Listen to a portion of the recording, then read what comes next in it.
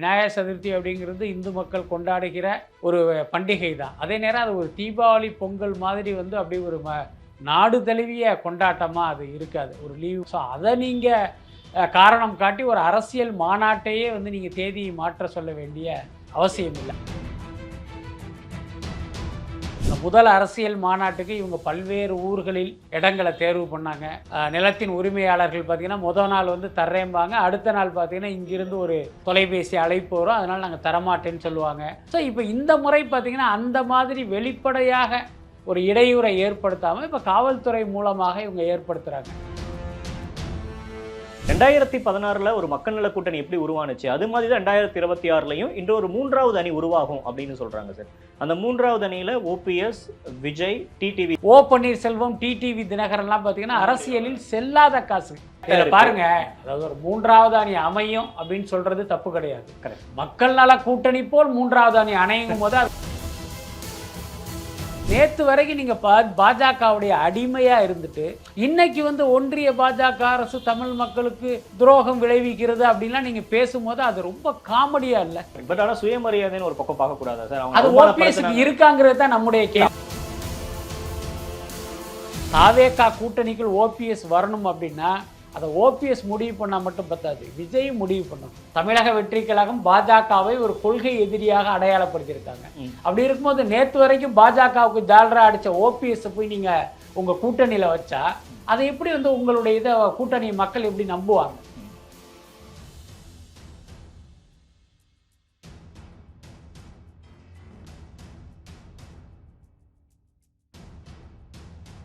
ஆச்சி கொழுக்கட்டை மாவு வந்தாச்சு.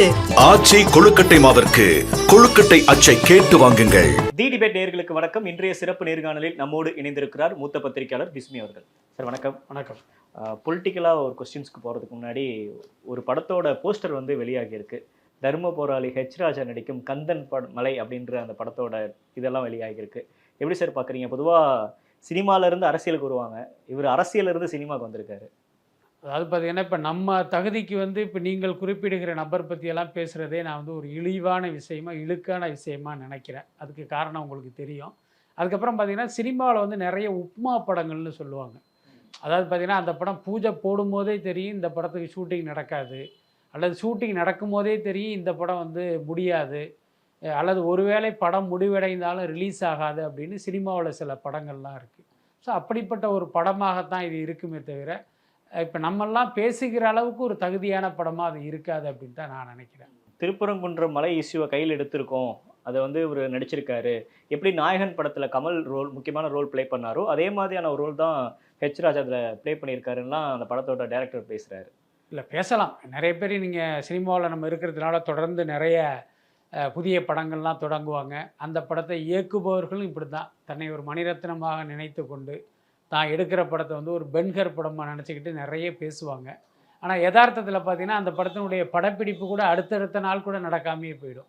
அது மாதிரி இந்த கருவிலேயே கலைகிற குழந்தைகள் மாதிரி பல ஆயிரம் படங்கள் இந்த மாதிரி போயிருக்கு. இதெல்லாம் அப்படிப்பட்ட ஒரு படம் தான். அந்த போஸ்டர் பார்க்குறப்ப என்ன சார் நினச்சிங்க? இல்லை, நான் திடீர்னு மனோபாலா தான் இறந்துட்டாரே, எப்படி மறுபடியும் எப்படி அவர் நடிக்க வந்தார் அப்படின்னு எனக்கு முதல்ல தோணுச்சு. அதுக்கப்புறம் மனோபாலா மாதிரி வேற ஒருத்தர் வந்துட்டாரா அப்படின்லாம் நான் முதல்ல யோசித்தேன். அதுக்கப்புறம் தான் தெரிஞ்சது இந்த நபர் மனோபாலா மாதிரியான ஒரு தோற்றத்தில் நடிக்கிறார் அப்படிங்கிறத நான் புரிஞ்சுக்கிட்டேன். ஓகே.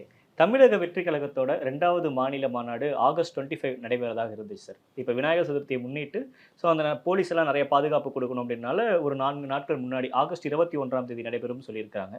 இதோட பின்னணி என்ன? இதுக்கு பின்னாடி அரசியல் அழுத்தம் இருக்கிறதாக பார்க்குறீங்களா? இல்லை, நிச்சயமாக. அது மேலோட்டமாக பார்த்தீங்கன்னா ஏதோ விநாயகர் சதுர்த்திக்காக போலீஸால் பாதுகாப்பு கொடுக்க முடியாதுங்கிறதுனால அந்த டேட்டை மாற்றினது போல் தோன்றினாலும் ஆனால் அதுக்கு பின்னால் ஏதாவது ஒரு அழுத்தம் இருக்குன்னு தான் நான் நினைக்கிறேன்.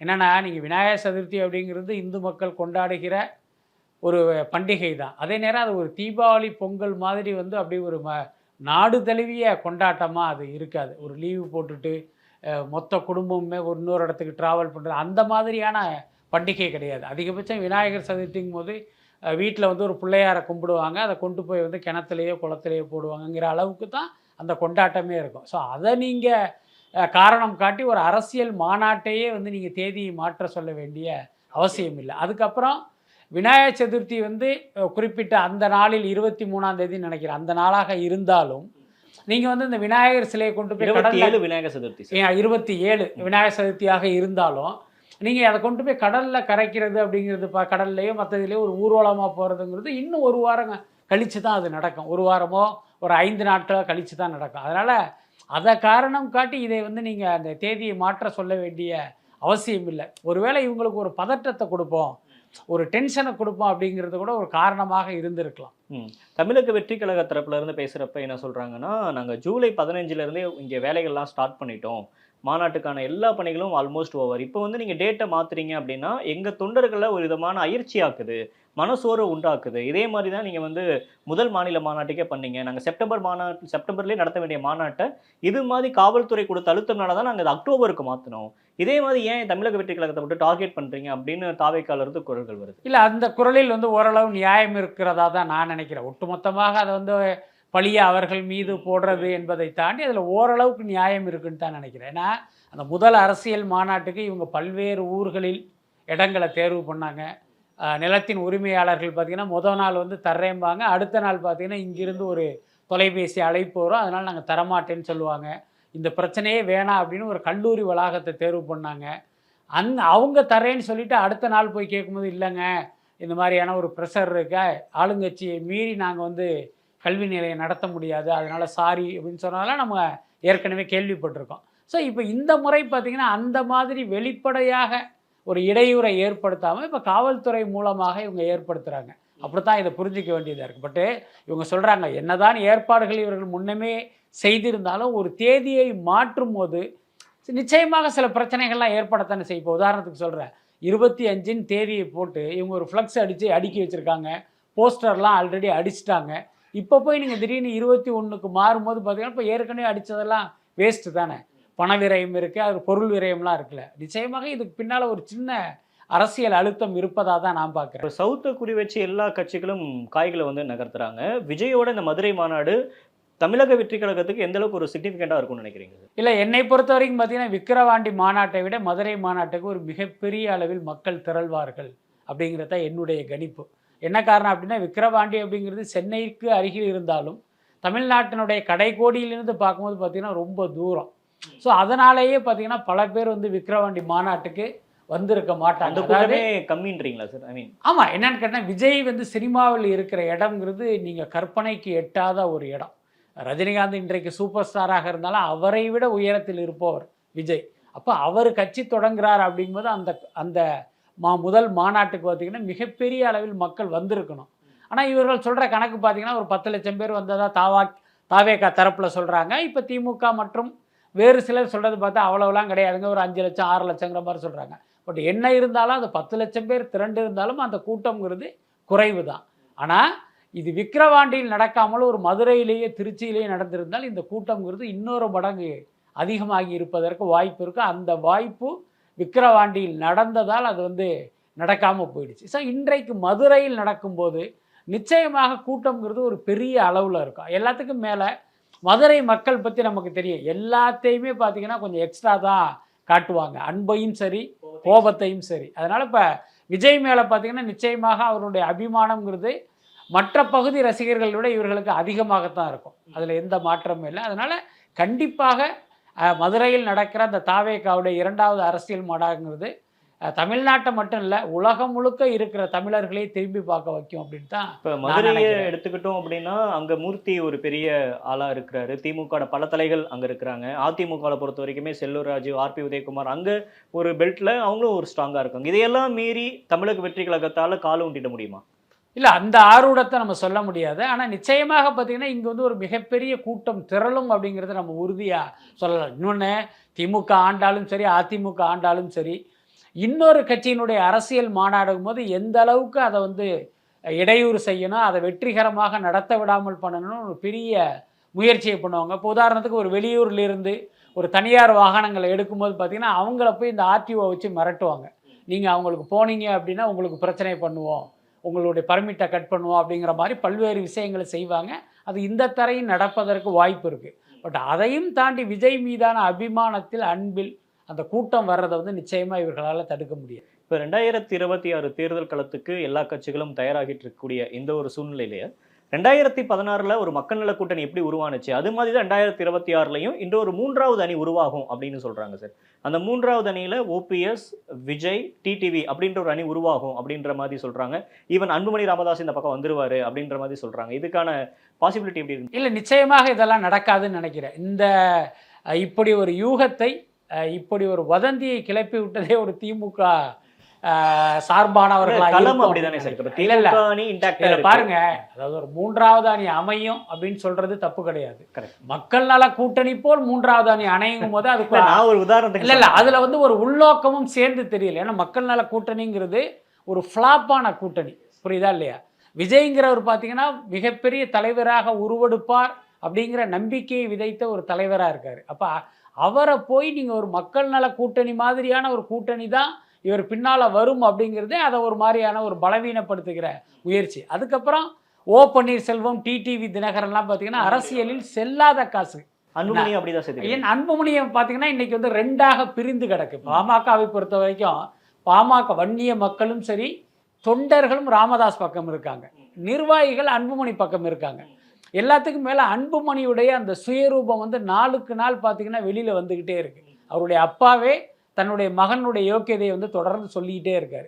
ஸோ இதெல்லாம் பார்த்தீங்கன்னா தேர்தல் நேரத்தில் ஒரு தாக்கத்தை ஏற்படுத்தும் போது அன்புமணி தலைமையிலான பாமகவுக்கு ஒரு பெரிய ரெஸ்பான்ஸ் இருக்காது அப்படின்னு தான் நான் நினைக்கிறேன். அந்த அடிப்படையில் 2026 தேர்தலில் ஓபிஎஸ்ஐ போல், டிடிவி தினகரனை போல் அன்புமணியுடைய பாமகவும் ஒரு செல்லாத காசாக தான் இருக்குன்னு நினைக்கிறேன். இப்போ இவர்கள் எல்லாமே தாவேக்கா பின்னால் போகிறது அப்படிங்கிறது அந்த கட்சிக்கோ அந்த கூட்டணிக்கோ எந்த நன்மையும் விளைவிக்காது. என்னை பொறுத்த வரைக்கும் விஜய் வந்து இவர்களையெல்லாம் அருகில் சேர்க்க மாட்டார் அப்படின்னு தான் நான் நினைக்கிறேன். நீங்கள் கடந்த பேட்டியில் பேசுகிறப்பவே ஒரு பேப்பரில் வந்து ஆர்டிக்கல் மையப்படுத்தி உங்கள்கிட்ட அந்த கொஸ்டின் நான் வச்சேன். ஓபிஎஸும் விஜயும் சேர்றாங்க அப்படின்னா அது எந்த அளவுக்கு ஒரு முக்கியத்துவம் வாய்ந்த ஒரு நகர்வாக இருக்கும் அரசியல்ன்றப்ப. அப்போ நீங்கள் அப்போ கடுமையாக எதிர்த்தீங்க. ஓபிஎஸ் வந்து விஜயோட சேர்றது வந்து அந்த பொலிட்டிக்கலாக அது வந்து நல்லாவே இருக்காது, அது ஒரு கன்சாலிடேட்டும் நடக்காது அப்படின்லாம் சொல்லியிருந்தீங்க. இப்பயும் அதே நிலைப்பாட்டில் இருக்கீங்க. ஓபிஎஸ் ஏறனால எந்த ஒரு நன்மையும் இருக்காது அப்படின்ற நிலைப்பாடு இருக்கிறதுக்கான அவசியம் இல்லை, நிச்சயமாக என்னை பொறுத்த வரைக்கும் என்னுடைய பார்வையில் ஓபிஎஸ்ங்கிறது ஒரு செல்லா காசு தான் தமிழக அரசியலில். அவருக்கு வந்து நம்ம இந்த தமிழக அரசியலில் எதிர்காலமே கிடையாது. அதுக்கப்புறம் பார்த்தீங்கன்னா ஓபிஎஸ் உடைய செயல்பாடுகளை கவனிச்சிங்கன்னா, நேற்று வரைக்கும் நீங்கள் பாஜகவுடைய அடிமையாக இருந்துட்டு இன்னைக்கு வந்து ஒன்றிய பாஜக அரசு தமிழ் மக்களுக்கு துரோகம் விளைவிக்கிறது அப்படின்லாம் நீங்கள் பேசும்போது அது ரொம்ப காமெடியாக இல்லை? என்ன காமெடி என்பதை தாண்டி உங்கள் மீது இருக்கிற அந்த கொஞ்ச நஞ்ச மரியாதையுமே பார்த்தீங்கன்னா அந்த தொடச்சி போடுகிற ஒரு விஷயமா இருக்கு. பட் ஆனால் சுயமரியாதைன்னு ஒரு பக்கம் பார்க்கக்கூடாதா சார்? அது ஓபிஎஸ்க்கு இருக்காங்கிறது தான் நம்முடைய கேள்வி. அவர் சொல்லலாம், ஆனால் நாம் அவரை கவனிக்கும் போது பல முறை உங்களுக்கு இந்த அவமானம் நடந்திருக்கு, அவமரியாதை நடந்திருக்கு. அப்போ எல்லாம் நீங்கள் அப்படியே கம்முன்னு இருந்துட்டு இன்றைக்கு வந்து நீங்கள் வாய் திறந்து பேசுகிறதே உங்களுக்கு இதுக்கு வேற ஏதோ இதுக்கு பின்னணி இருக்கும் அப்படின்னு தான் நினைக்க தோணுது. அதனால தான் சொல்கிறேன், ஓபிஎஸ்ஐ பொறுத்த வரைக்கும் தமிழக அரசியலில் எந்த காலத்திலும் அவரால் எடுபட முடியாது. தாவேக்கா கூட இல்லை, இவர் திமுக கூட்டணிக்கு போனாலும் கூட எந்த நன்மையுமே ஓபிஎஸ்ஸால் நடக்காது. அதுதான் உண்மை. என்னை பொறுத்த வரைக்கும் அவருடைய தொகுதியில் ஒரு தேனியில் ஒருவேளை ஓபிஎஸ் போட்டியிட்டு வெற்றி பெற வாய்ப்பு இருக்கே தவிர இவருக்கு வந்து வெவ்வேறு தொகுதிகளுக்கு போனார்னா அதுக்கான வெற்றி வாய்ப்புங்கிறதே இல்லை அப்படின்னா. அரசியல் விமர்சகர்கள் பத்திரிகையாளர்கள்ட்ட தொடர்ந்து பேசுறப்ப சவுத்துல முக்குளத்தோருக்கான அந்த ஓட் பேங்க் அப்படின்றது ஓபிஎஸ் பின்னாடி ஓரளவுக்கு இருக்கு. டிடிவி 2021 எந்த அளவுக்கு ஒரு ஸ்பாய்லரா அதிமுக இருந்தாரோ அதே அளவுக்கான ஸ்பாய்லரை ஓபிஎஸ் ஏற்படுத்துவாருன்றதானே வாதமாக இருக்கு. இல்லை, அதை வந்து நம்மளால ஏற்க முடியாது. இப்போ நீங்களே சொல்றீங்க, கடந்த தேர்தலில் டிடிவி வந்து முக்குளத்தோர் வாக்குகள் அவருக்கு கிடைச்சது, அவர் ஸ்பாய்லராக இருந்தாருன்னு சொன்னீங்க. இப்போ அவரும் தானே அரசியல் களத்தில் இருக்காரு. அப்போ அந்த வாக்குகள் அவருக்கு போகவும் இந்த தடவை இவருக்கு போயிடுமா என்ன?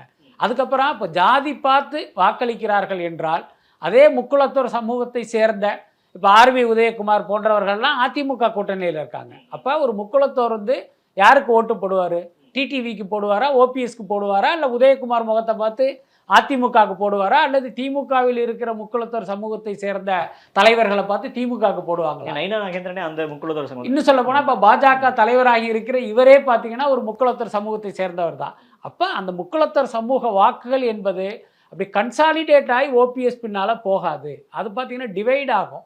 இவருக்காக ஒருத்தர் போடுவாங்க, அவருக்காக ஒருத்தர் போடுவாங்க. அப்படித்தான் சிதறுமே தவிர ஒட்டுமொத்தமாக ஓபிஎஸ்க்கு போகும் அப்படிங்கிறது நம்மளால. இப்போ ஓபிஎஸ் தரப்புல பேசுறப்ப நாங்க வந்து எங்களுக்கு அதிமுக ஆட்சிக்கு வரணுன்றதுல தெளிவா இருக்கும். ஆனா விஜயோட அரசியலும் ரொம்ப தெளிவா இருக்கு. அவருடைய அரசியல் நகர்வுகள் எல்லாமே வந்து ரொம்ப புரிதலோட பண்றாரு அப்படின்ற மாதிரி விஜய் மேல ஒரு சாஃப்ட் கார்னர் இருக்கிற மாதிரி அவங்க பேசுறாங்க. அதாவது பார்த்தீங்கன்னா அவர் வந்து ஒரு டோரை ஓப்பன் பண்ணி வைக்கிறார். என்னன்னா நம்ம திமுகவை நம்பி போய் நாளைக்கு திமுக நம்மளை கைவிட்டோம்னா நமக்கு போகிறதுக்கு போக்கிடம் கிடையாது. அப்போ சேஃப்டிக்கு வந்து இவரை நம்ம வந்து சைடில் அப்படியே ஒரு அணைக்கட்டு மாதிரி வச்சுக்குவோம் அப்படின்னு அவர் நினைக்கிறார். அதுதான் அவருடைய பேச்சு வெளிப்படுத்துகிற விஷயம். பட் தாவேகா கூட்டணிக்குள் ஓபிஎஸ் வரணும் அப்படின்னா அதை ஓபிஎஸ் முடிவு பண்ணால் மட்டும் பத்தாது, விஜய் முடிவு பண்ணணும். புரியுதா? பேச்சுவார்த்தை நடக்குதா சார் பேக்ரவுண்ட்ல? இல்லை, எனக்கு தெரிஞ்சு அதுக்கு வாய்ப்பு இல்லை அப்படின்னு தான் நினைக்கிறேன். இன்னொன்று, இப்போ விஜயை பொறுத்த வரைக்கும் தமிழக வெற்றி கழகம் பாஜகவை ஒரு கொள்கை எதிரியாக அடையாளப்படுத்தியிருக்காங்க. அப்படி இருக்கும்போது நேற்று வரைக்கும் பாஜகவுக்கு ஜால்ரா அடித்த ஓபிஎஸ் போய் நீங்கள் உங்கள் கூட்டணியில் வச்சா அதை எப்படி வந்து உங்களுடைய இதை கூட்டணியை மக்கள் எப்படி நம்புவாங்க? சார் இப்போ ஏன் சார் ஓபிஎஸ் அவர்கள் எடுக்கிற முடிவை நீங்கள் ரொம்ப ஸ்ட்ராங்காக நம்ப மாட்டேன்றீங்களே? இல்லை, பொதுவாகவே எனக்கு எப்படி அப்படின்னா இந்த மதத்தை வைத்து ஜாதியை வைத்து அரசியல் பண்ணுகிறவர்களை இந்த அரசியல் களத்திலிருந்தே அப்புறப்படுத்தணுங்கிறது என்னுடைய முதல் கொள்கை. அதுக்கு அடுத்து உங்களுடைய சுய லாபத்துக்காக தமிழ்நாட்டுக்கு துரோகம் இழைப்பவர்களுக்கு கூஜா தூக்குபவர்களையும் இந்த தமிழ்நாட்டு அரசியல் களத்திலிருந்து அகற்றணுங்கிறது என்னுடைய கொள்கை, என்னுடைய எதிர்பார்ப்பு. இப்போ டிடிவி, ஓபிஎஸ், சசிகலா இவங்கெல்லாம் பார்த்தீங்கன்னா தாங்கள் கொள்ளையடித்த பணத்தை காப்பாற்றிக் கொள்வதற்காக பாஜகவுக்கு வந்து கூஜா தூக்குகிற ஆட்கள். அப்போ இவர்கள் எல்லாமே வருகின்ற தேர்தலில் காணா போயிடணும், அதுதான் நம்மளுடைய ஆசை. அதை வச்சு தான் சொல்கிறேன், கிட்டத்தட்ட என்னுடைய மனநிலையில் பலரும் இருப்பாங்க. அதனால் இவர்களுக்கு மக்கள் மத்தியில் ஒரு பெரிய ஆதரவோ செல்வாக்கோ இருக்காது அப்படிங்கிற அடிப்படையில் தான் நான் இந்த கருத்தை. அப்போ தேர்தல் களம் திமுக, அதிமுக, தமிழக வெற்றி கழகம், நாம் தமிழர் இப்படி தான் இருக்கும்னு பார்க்குறீங்க? என்னை பொறுத்த வரைக்கும் திமுக வெர்சஸ் தாவேகா அதுதான் பிரதானமாக இருக்கும்னு நினைக்கிறேன். ஆனால் ஆக்சுவலி பார்த்தீங்கன்னா அதிமுக வந்து ஒரு முக்கியமான பிளேயராக இருந்ததில் மாற்றம் இல்லை. பாஜக அந்த கூட்டணிக்கு சென்றதால் இந்த முறை பார்த்தீங்கன்னா அவங்க ஒரு மூணாவது பிளேயராக தான் இருப்பாங்க அப்படின்னு நான் நினைக்கிறேன். ரொம்ப அண்டர் எஸ்டிமேட் பண்ணுறீங்களா அதிமுக பாஜக கூட்டணி? இல்லை, அப்படி கிடையாது. ஏன்னா பாஜக வந்து அதிமுக கூட்டணிக்கு வந்ததால் ஸோ இப்படி ஒரு நிலைக்கு வந்து அந்த கூட்டணி தள்ளப்பட்டதா நான் நினைக்கிறேன். ஒருவேளை பார்த்தீங்கன்னா அந்த களம் வேறு மாதிரி கூட இருக்கலாம், பட் இது என்னுடைய கணிப்பு. இது ஏன்னா பாஜக வந்ததுங்கிறது அதிமுக கூட்டணிக்கு வந்து ஒரு மிகப்பெரிய பலவீனம். அதுக்கப்புறம் நான் இந்த கருத்து சொல்லும் போது சிலருக்கு ஒரு கேள்வி இருக்கலாம், எடப்பாடி பழனிசாமி ஒவ்வொரு ஊராக பிரச்சாரம் பண்ணுறாரு, இத்தனை கூட்டம் இருக்கே, அப்படி இருக்கும்போது எப்படி வந்து இவர் ஒரு மூன்றாவது பிளேயராக மாற முடியும்னு கேட்கலாம். அந்த கூட்டம் என்பது பணம் கொடுத்து திரட்டப்பட்ட கூட்டம். இன்னும் சொல்லப்போனால் இதை நான் வந்து கண்ணாலேயே பார்த்தேன். சமீபத்தில் என்னுடைய சொந்த ஊருக்கு நான் போகும்போது ஒவ்வொரு கிராமத்துலேயுமே ஒரு 3 டாடா ஏஸ் 4 டாடா ஏஸ் அப்படி வரிசையாக நின்றுக்கிட்டு இருக்கு. மக்களை வந்து அப்படியே ஆட்டு மந்தைகளை ஏற்றுற மாதிரி அந்த வண்டியில் ஏற்றுறாங்க. அப்போ நம்ம நின்று விசாரிக்கும் போது என்ன சொல்கிறாங்கன்னா ஒவ்வொருத்தவங்களுக்கும் 500 ரூபாய் பணம். ஸோ அப்படி பணம் கொடுத்து திரட்டப்பட்ட கூட்டம் தான் இப்போ எடப்பாடியுடைய அந்த ஒவ்வொரு ஊராக போகிற சுற்றுப்பயணத்தில் நம்ம பார்க்குற கூட்டம்ங்கிறது பணம் கொடுத்து திரட்டப்பட்ட கூட்டம். அந்த 100 நாள் வேலை திட்டத்தில் வேலைக்கு போகிற மாதிரி அவங்க வந்து இந்த 500 ரூபாய்க்கு வந்தவர்களுடைய கூட்டம் தான். அதனால் இதை வச்சு பார்த்திங்கன்னா இவர் தான் அடுத்த முதல்வர்னா அல்லது திமுகவுக்கு சரியான போட்டியாளர் அதிமுக கூட்டணி தான் அப்படிங்கிற முடிவுக்கு நம்ம வர வேண்டியதில்லை. நீங்கள் பலவீனம்ன்றீங்க, ஆனால் அந்த கட்சியோட பொதுச் செயலாளர் இது ஒரு இயற்கையான கூட்டணி, மக்கள் விரும்பும் கூட்டணி அப்படின்லாம் பேசுகிறாரு. இன்னும் சொல்லப்போனால் நீங்கள் குறிப்பிட்ட மக்கள் நல கூட்டணி அமையும் போது கூட அவர்களும் இதே கருத்தை தானே சொல்லியிருப்பாங்க. இன்னொன்று பார்த்தீங்கன்னா ஒரு சுயேட்சையாக நிற்கிற ஒருத்தர் கூட இதே மாதிரி ஸ்டேட்மெண்ட் விடுறதெல்லாம் நம்ம பார்த்துருக்கோம். அதனால் அவர்கள் சொல்வதை நம்ம பெருசாக எடுத்துக்க வேண்டியதில்லை. மக்கள் என்ன நினைக்கிறார்கள், மக்கள் என்ன சொல்கிறார்கள் அப்படிங்கிறது தான் முக்கியம்னு நான் நினைக்கிறேன்.